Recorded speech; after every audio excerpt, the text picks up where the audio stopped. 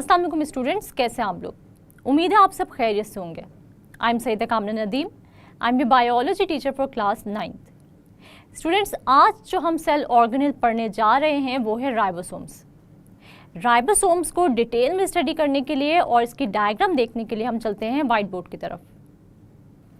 Students, हमने अपने पिछले लेक्चर में न्यूक्लियस को जो है वो स्टडी किया था और इसमें हमने न्यूक्लियस का स्ट्रक्चर देखा था। इसके साथ साथ हमने ये देखा था कि न्यूक्लियस जो है वो कहाँ कहाँ प्रेजेंट होते हैं, यानी प्रोकैरियोटिक सेल्स में होता है या यूकैरियोटिक सेल्स में होता है। साथ ही हमने लोकेशन भी देखी थी कि न्यूक्लियस की लोकेशन जो है वो एनिमल सेल्स में कहाँ पर होती है और प्लांट सेल्स में कहाँ पर होती है, और हमने इसकी डायग्राम भी ड्रॉ की थी। आज जो हम सेल ऑर्गेनेल पढ़ने जा रहे हैं वो है राइबोसोम्स। तो हम आज राइबोसोम्स की डिटेल स्टडी करेंगे।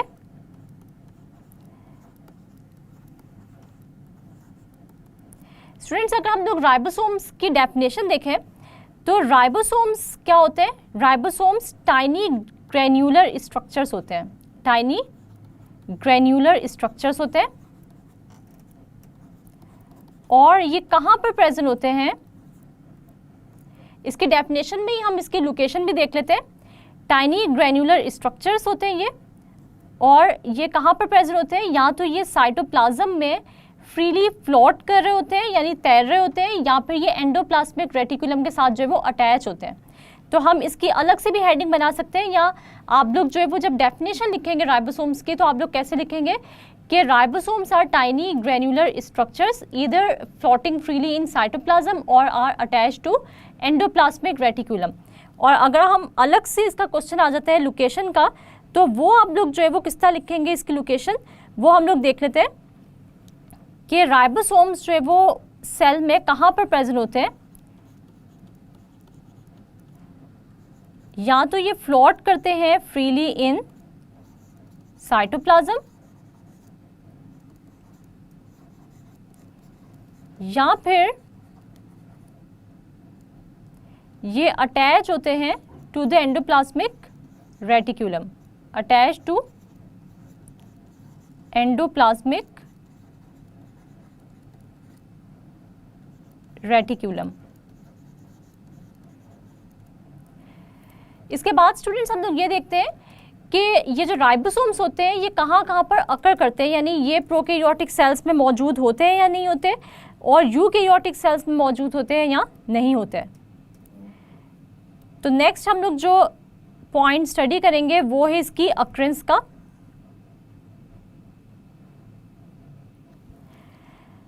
अगर हम लोग इसकी अक्रेंस देखें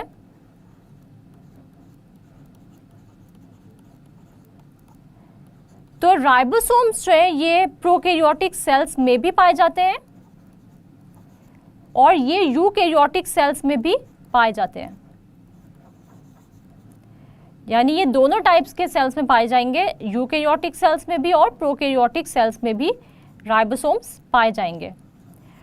और ये प्रोकैरियोटिक सेल्स में क्यों पाए जाते हैं उसकी हम रीज़न देख लेते हैं कि जो राइबोसोम्स होते हैं ये क्या होते हैं? ये नॉन मेम्ब्रेन बाउंडेड होते हैं, यानी ऐसे स्ट्रक्चर्स जो कि मेम्ब्रेन से जो है वो कवर नहीं होते। तो इसलिए हम लोग ये देखते हैं कि वो स्ट्रक्चर्स जो कि किसी भी मेम्ब्रेन से बाउंडेड नहीं होते तो वो प्रोकैरियोटिक सेल्स में पाए जाएंगे। तो हम इसका देख लेते हैं स्ट्रक्चर कि राइबोसोम्स जो होते हैं वो क्या होते हैं?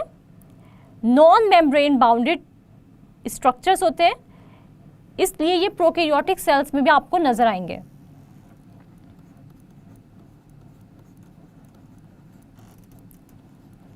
नॉन मेम्ब्रेन बाउंडेड स्ट्रक्चर्स होते हैं ये।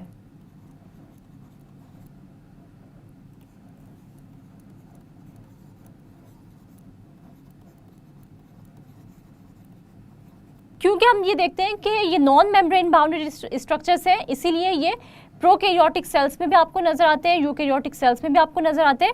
और अगर हम इसकी डायग्राम देखें जो कि आप लोगों को नज़र आ रही है, यहाँ पर आप लोग को स्टूडेंट्स राइबोसोम्स में मौजूद दो यूनिट्स नज़र आ रहे हैं या दो पार्ट्स नज़र आ रहे हैं। एक आप लोग को नज़र आ रहे हैं ये लार्जर पार्ट, और एक आपको इसके नीचे नज़र आ रहे हैं एक स्मॉलर पार्ट।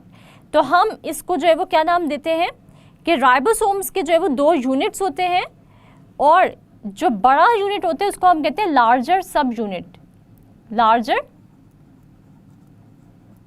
सब यूनिट। और अगर हम यहाँ पर देखें तो आप लोग को एक छोटा कंपोनेंट या छोटा पार्ट नजर आ रहा है राइबोसोम का, जिसको हम लोग कहते हैं स्मॉलर सब यूनिट। ये साइज में बड़ा है इसलिए हम इसको लार्जर सब यूनिट का नाम दे रहे हैं, और ये साइज में छोटा आप लोग को नजर आ रहा है इसलिए हम इसको नाम दे रहे हैं स्मॉलर सब यूनिट का। इसी तरह स्टूडेंट्स अगर हम लोग ये देखें कि राइबोसोम्स प्रोकैरियोटिक सेल में क्या साइज रखता है और यूकैरियोटिक सेल्स में क्या साइज रखता है, अगर हम इसके साइज की बात करें तो हम लोगों को पता है कि राइबोसोम्स जो यूकैरियोटिक सेल में प्रेजेंट होते हैं वो लार्जर इन साइज होते हैं। Large sized ribosomes are present in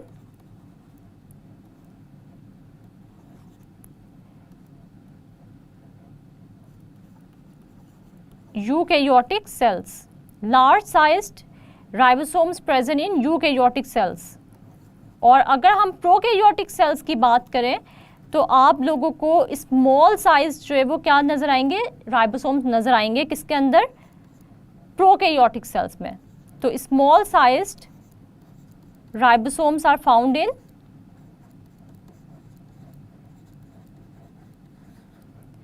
prokaryotic sales.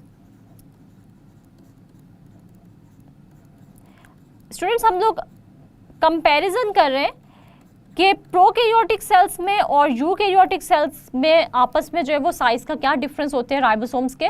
तो हमने ये देखा कि अगर हम प्रोकैरियोटिक सेल के राइबोसोम को कंपेयर करें यूकैरियोटिक सेल के राइबोसोम से तो हम लोग को ये पता चलता है कि लार्ज साइज का जो है वो राइबोसोम प्रेजेंट होते हैं यूकैरियोटिक सेल में, लेकिन स्मॉल साइज का राइबोसोम प्रेजेंट होता है इन प्रोकैरियोटिक सेल्स।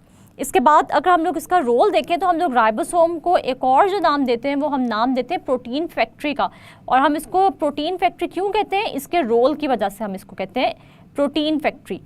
तो हम ये देख लेते हैं कि राइबोसोम का क्या फंक्शन है। फंक्शन या रोल एक ही बात होती है। फंक्शन ऑफ राइबोसोम्स, तो राइबोसोम्स क्या करते हैं, सिंथेसिस करता है या बनाता है प्रोटीन्स, सिंथेसाइज प्रोटीन्स। और इसीलिए हम लोग कहते हैं राइबोसोम्स को प्रोटीन फैक्ट्री ऑफ सेल, यानी प्रोटीन जितनी भी होगी सेल के अंदर जो बन रही होगी वो किस में बन रही होगी, वो राइबोसोम्स के अंदर ही बन रही होगी। तो हम कहते हैं ये प्रोटीन फैक्ट्री है, यानी ribosomes are protein factory of cell.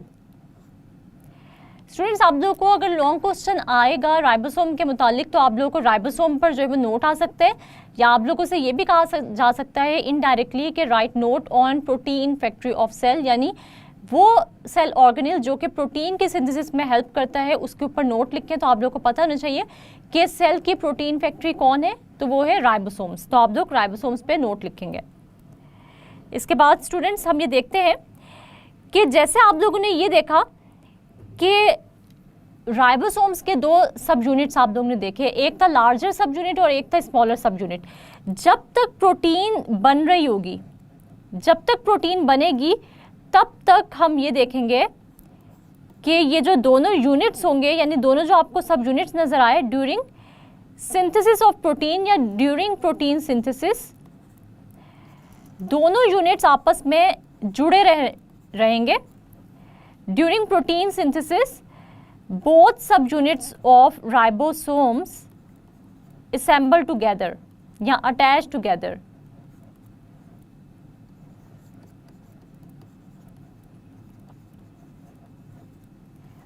एक दूसरे के साथ अटैच रहेंगे, लेकिन जैसे ही प्रोटीन सिंथेसिस जो है वो क्या हो जाएगी, ख़त्म हो जाएगी या स्टॉप हो जाएगी, तो ये दोनों जो है वो क्या हो जाएंगे, सेपरेट हो जाएंगे। ठीक है, तो जब तक प्रोटीन जो है वो सिंथेसाइज होती रहेगी तब तक ये सब यूनिट्स जो है वो क्या रहेंगे, असेंबल रहेंगे। लेकिन जैसे ही प्रोटीन सिंथेसिस जो है वो क्या हो जाएगी, स्टॉप हो जाएगी, तो आप लोग देखेंगे कि ये दोनों सब यूनिट्स जो है ये क्या हो जाएंगे, एक दूसरे से डिटैच हो जाएंगे, यानी कि सेपरेट हो जाएंगे। तो आप लोगों को जैसे मैंने बताया कि जैसे ही प्रोटीन सिंथेसिस जो है वो क्या हो जाएगी, स्टॉप हो जाएगी, तो ये दोनों जो सब यूनिट्स होंगे वो क्या हो जाएंगे, सेपरेट हो जाएंगे। इसके बाद हम ये देखते हैं कि किसी भी सेल में प्रोटीन सिंथेसिस या फिर राइबोसोम की क्या इंपॉर्टेंस है। तो हम ये देखते हैं कि हमारी बॉडी में बहुत सारी ऐसी चीज़ें हैं जो कि प्रोटीन इन नेचर है। जैसे कि हम ये देखते हैं, यहाँ हम यूँ कह सकते हैं कि इम्पॉर्टेंस या सिग्निफिकेंस क्या है राइबोसोम का। तो इम्पॉर्टेंस की अगर हम लोग बात करें राइबोसोम की, तो हम ये देखते हैं स्टूडेंट्स कि राइबोसोम क्यों इम्पॉर्टेंट है हमारे लिए, किसी भी सेल के लिए राइबोसोम क्यों इम्पॉर्टेंट है। तो वो इम्पॉर्टेंट इसलिए है कि thousands of proteins are present in our body, ठीक है, डिफरेंट टाइप्स से प्रोटीन्स की जो कि हमारे बॉडी में प्रेजेंट होती हैं, और उनको सिंथेसाइज करने का जो एक ऑर्गेनेल है वो राइबोसोम ही है। तो राइबोसोम हमारे लिए किस कदर इम्पॉर्टेंट है, हम ये देखते हैं क्योंकि ये हिस्सा लेते हैं प्रोटीन सिंथेसिस में, और प्रोटीन जो है वो हमारे अंदर बहुत सारी प्रोटीन्स की डिफरेंट टाइप्स जो है वो प्रेजेंट होती हैं। जैसे अगर हम लोग प्रोटीन्स को देखें, तो अगर हम अपने एंजाइम्स को देखें तो वो भी प्रोटीन इन नेचर है। इसके अलावा अगर हम हार्मोन्स देखें वो भी प्रोटीन इन नेचर है। इसके अलावा अगर हम डिफरेंट स्ट्रक्चर्स देखें, अगर हम लोग सेल मेम्ब्रेन की ही बात कर लें तो इनमें भी प्रोटीन प्रेजेंट होती है। प्रोटीन्स जो है वो आपको हर जगह हमारे बॉडी के डिफरेंट पार्ट्स में, डिफरेंट जो है वो स्ट्रक्चर्स में आप लोगों को प्रोटीन्स नज़र आएंगी। तो इसलिए ये प्रोटीन का बनना किस कदर हमारे लिए इम्पॉर्टेंट है, और राइबोसोम जो है वो हमारे लिए क्या इंपॉर्टेंस रखते हैं। सेल मेम्ब्रेन का कंपोनेंट भी प्रोटीन है। जैसे आप लोगों ने सेल मेम्ब्रेन का जब स्ट्रक्चर पढ़ा था तो उसमें पढ़ा था कि लिपिड बाइलेयर में जो है प्रोटीन्स प्रेजेंट होती हैं। तो ये प्रोटीन भी कहाँ पर सिंथेसाइज होंगी, ये प्रोटीन भी राइबोसोम्स में ही सिंथेसाइज होंगी।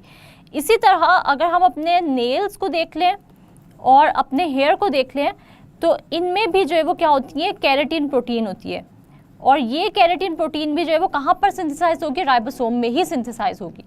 हम लोग ये देखते हैं कि आखिर ये जो सिंथेसिस है ये कैसे होती है। तो हम ये देखते हैं कि हमारे पास जो हमारा जेनेटिक मटेरियल होता है, यानी हमारा जो डीएनए होता है, उसका क्या प्रोसीजर होता है। हम देखते हैं कि हमारा डीएनए जो है वो ट्रांसफॉर्म होगा हमारे मैसेंजर आरएनए में।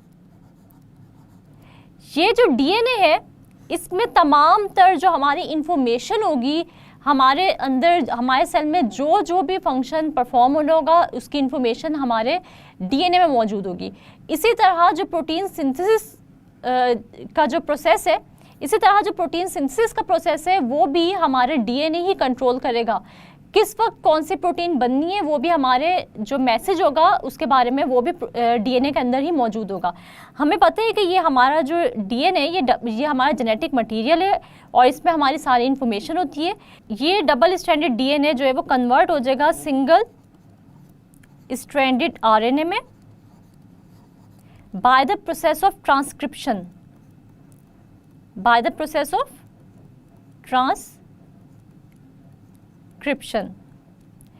और फिर ये मैसेंजर आरएनए जो है वो अपनी जो कोडिंग होगी, ठीक है, जो जेनेटिक कोडिंग होगी उसको लेकर, जो कि उसको डीएनए से मिली है, ये जेनेटिक कोडिंग जो होगी ये लेकर क्या करेगा, ये जाएगा राइबोसोम के पास। और हम देखते हैं कि हमारे पास जो बड़ा सब यूनिट है राइबोसोम का और जो छोटा सब यूनिट है हमारे पास राइबोसोम का, उसके दरमियान से ये जो सिंगल स्ट्रैंडेड आरएनए ये गुजरेगा जिसके ऊपर मौजूद होगी डिफरेंट जेनेटिक कोडिंग, और ये कोडिंग डीकोड करेगा ये राइबोसोम। इस मैसेंजर आरएनए पर जो आप लोगों को डिफरेंट कोडिंग्स नज़र आ रही हैं, यानी जो डिफरेंट कोड्स नज़र आ रहे हैं जिसे हम जेनेटिक कोडिंग कह रहे हैं,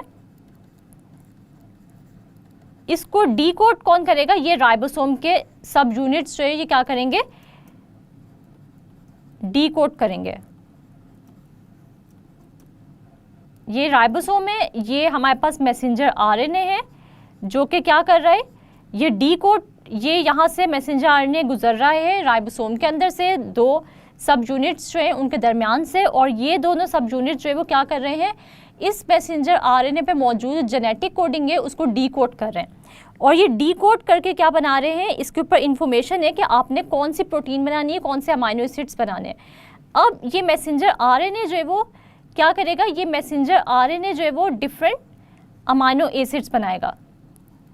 ये हमारे पास अमाइनो एसिड 1 बन गया, ये हमारे पास अमाइनो एसिड 2 बन गया, ये हमारे पास अमाइनो एसिड 3 बन गया, ये अमाइनो एसिड 4 बन गया। अब यही अमाइनो एसिड जो है वो एक सीक्वेंस में अरेंज होकर बना देंगे प्रोटीन। आप सपोज करें कि ये प्रोटीन जो है वो क्या है? केराटिन प्रोटीन है।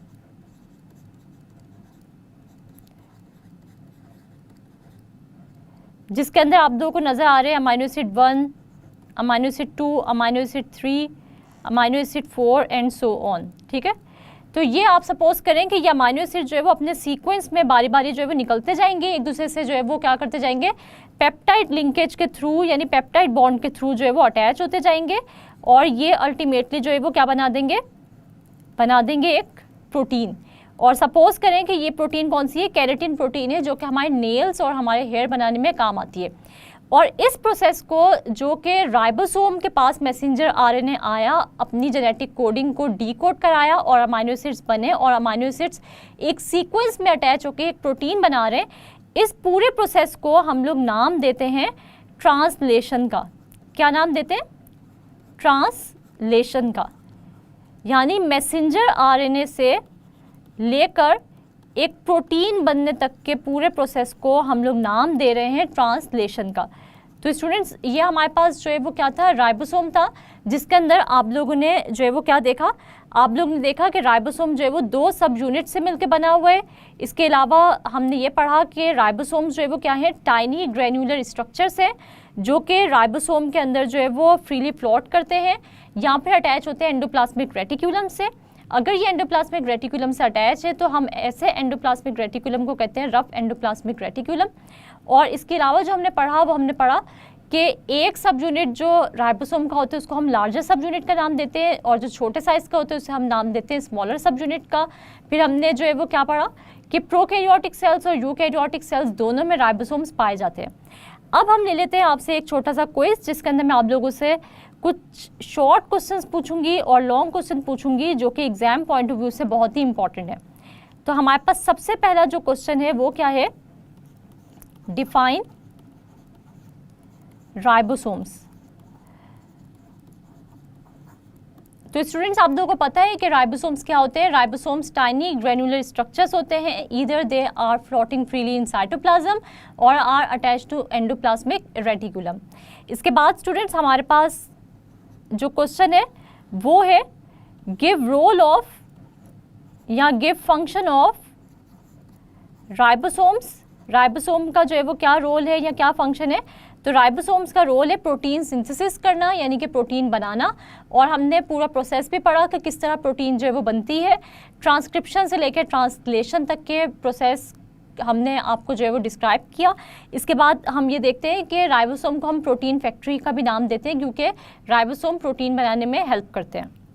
इसके बाद स्टूडेंट्स, जो थर्ड क्वेश्चन इसमें से आ सकता है वो आ सकता है गिव लोकेशन ऑफ राइबोसोम्स। तो राइबोसोम्स की लोकेशन की अगर हम बात करें तो राइबोसोम्स जो है वो कहाँ पर प्रेजेंट होते हैं? राइबोसोम्स जो है वो साइटोप्लाज्म में फ्रीली प्लॉट भी कर सकते हैं, और साथ ही साथ जो कुछ राइबोसोम्स होंगे वो आपको एंडोप्लाज्मिक रेटिकुलम की जो आप लोग को मेम्ब्रेन नज़र आएगी उसके साथ अटैच भी नज़र आएंगे। इसके बाद हम ये देख लेते हैं कि आपसे जो है वो लॉन्ग क्वेश्चन में भी राइबोसोम पूछा जा सकता है कि right note on ribosome.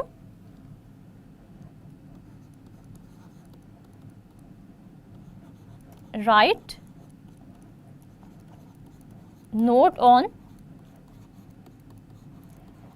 Ribosomes, या आपसे कहा जा सकता है write note on protein factory of cell.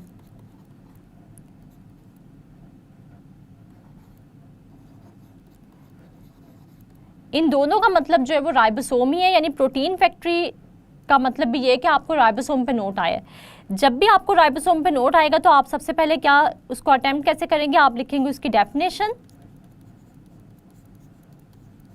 इसके बाद आप लोग लिखेंगे उसकी लोकेशन,